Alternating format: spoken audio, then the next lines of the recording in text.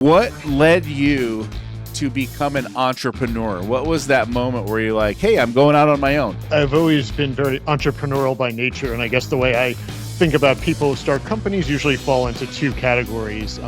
One, people who are passionate either about the idea of being entrepreneurial or the specific industry they're serving, and then two, what I call more of an MBA entrepreneur, where I want to start a company. I don't care what it is or what it does. I just like the idea of making it with it. So I think I fell into the category of probably could have done either with it. And again, a lot of this now is speaking in retrospect, but the amount I learned at my first job post-military really gave me the tools of how to develop technology in a product, which again, always very arrogantly coming out of school, college, like, oh, I can do anything, but until you're really in the weeds of it, you don't really understand all the complexities of it. So I really consider that experience my second education, but always being ready for when the opportunity struck. And I think that time really struck in 2019 when myself and my co-founder were working on a side project.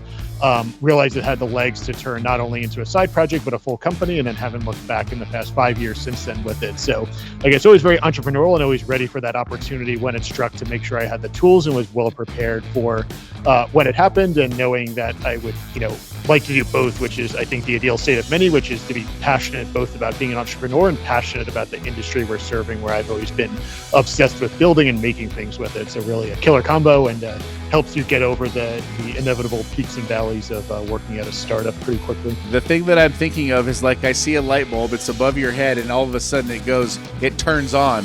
Yeah. What was that moment for you? It was really an evolution of building things where when you're in high school, you use a lot of woodworking tools, things you find at Home Depot, Lowe's.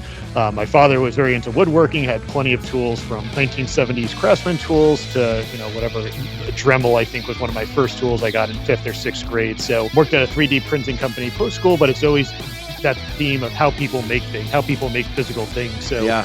The opportunity to make a product that could be sold in a Home Depot, could have an elemental appeal to the weekend warrior building something around their house, to the professional who's using it in construction, one of the largest industries in the world, was really what put the pieces together. And again, speaking now with 5 years of insights, but at the time, I think when we started in 2020, it was really the idea of making a tool to help people make things and do so in a very accessible way. Okay, we've set the stage. What is the tool?